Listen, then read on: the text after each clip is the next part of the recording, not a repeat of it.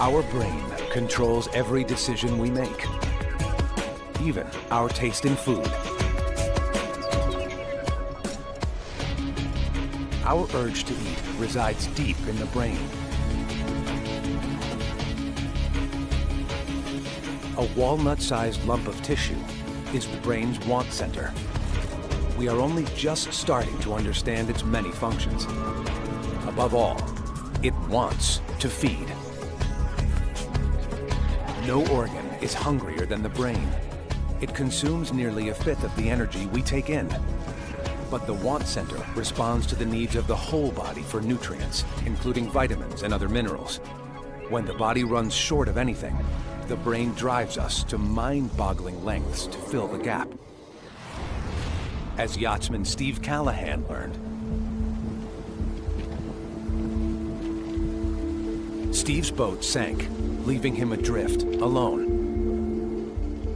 He needed a miracle.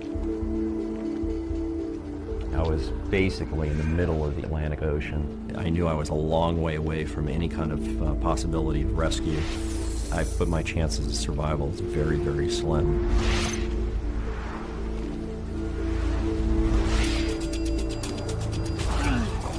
When his rations ran out, Steve turned predator. Fish were plentiful. He wouldn't go hungry. But he had a big problem. It's rich in protein, but fish flesh lacks vitamins and minerals that the human body needs. On a flesh-only diet, Steve's body couldn't work properly. It would shut down and die. What he doesn't realize is that the fish he catches does contain the nutrients he needs. They're just in parts that he usually discards. As his body is about to shut down, Steve finds his tastes taking a bizarre turn. I was less and less interested in the fish flesh and more interested in things like fish eyes and the little plates between the vertebrae and fresh fish liver and fish roe, and basically ate almost all of the interior of the fish with the exception of the stomach itself. Unconsciously, with death looming, Steve consumes the nutrients that can keep him alive. Only now are we working out why a man could eat and even enjoy what he'd normally find repulsive.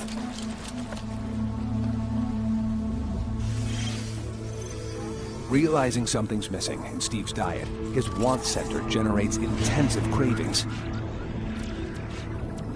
driving him to eat anything to satisfy them. This survival instinct forced our ancestors to try anything to keep their diets in balance, to the point of overriding taste.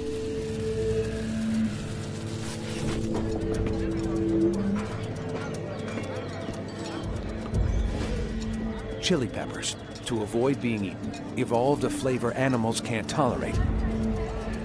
That flavor comes from a chemical that burns our mouths. Even so, we eat them.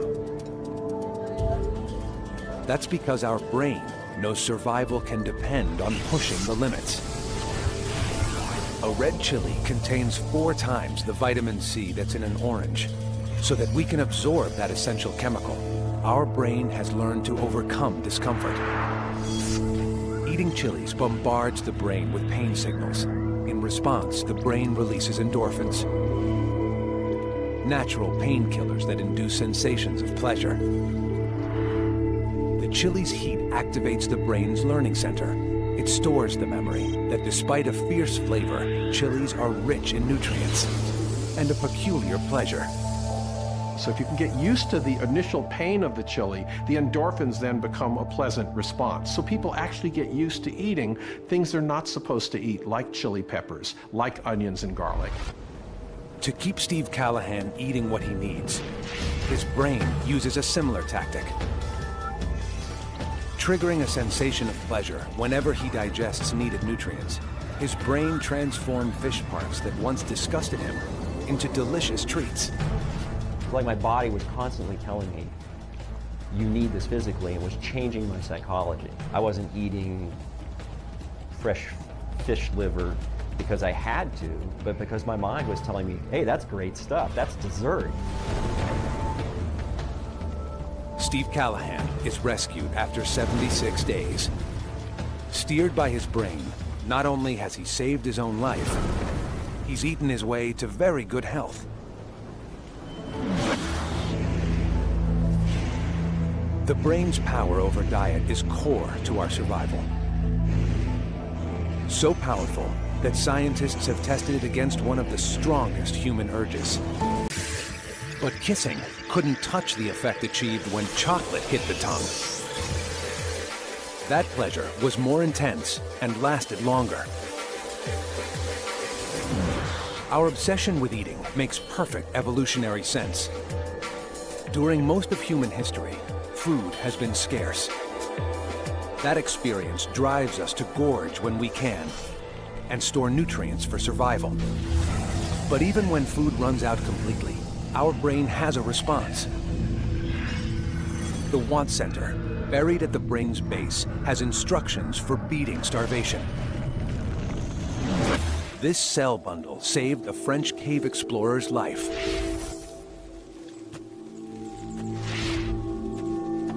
He expected a one-day adventure underground. It became the greatest challenge he ever endured.